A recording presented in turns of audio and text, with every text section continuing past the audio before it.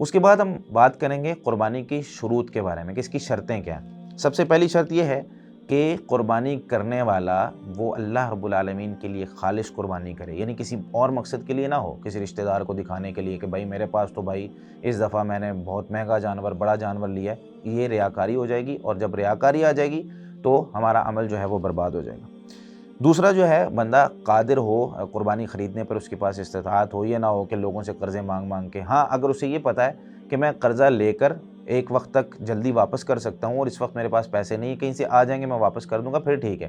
لیکن ہے ہی نہیں اور اس کے پیچھے بھاگتا ہوا پھر کہہ رہا ہے کہ میں نے یہ قربانی کرنی ہی کرنی ہے، تو ایسی قربانی ہے، ایسی عبادت اللہ کو پسند نہیں ہوتی جس میں بندہ اپنے آپ کو بہت زیادہ مشکل میں ڈال دے۔ تو اپنے آپ کو مشکلات میں نہیں ڈالنا، جو شخص استطاعت رکھتا ہے وہ قربانی کرے۔ پھر ایک شرط اس میں یہ ہے کہ قربانی کا جانور بہیمۃ الانعام میں سے ہونا چاہیے، یہ اونٹ کی نسل سے، گائے کی نسل سے، بھیڑ کی نسل سے، بکری کی نسل سے۔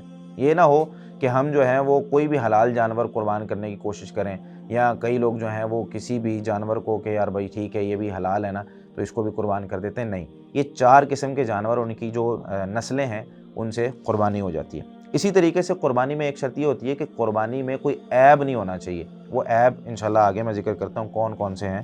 اور چوتھی یا 5ویں شرط یہ ہے کہ قربانی کرتے ہوئے ہمیں اس وقت پر قربانی کرنی ہے جو شریعت نے کہا ہے۔ یعنی اگر کوئی شخص ذو الحجہ کی 2 تاریخ کو قربانی کر دے، یا کوئی شخص رمضان میں قربانی کرنا چاہے تو وہ قربانی قبول نہیں ہوگی۔ اس کے لیے 4 دن ہیں، 10، 11، 12، 13 ذو الحجہ کی مغرب سے پہلے پہلے۔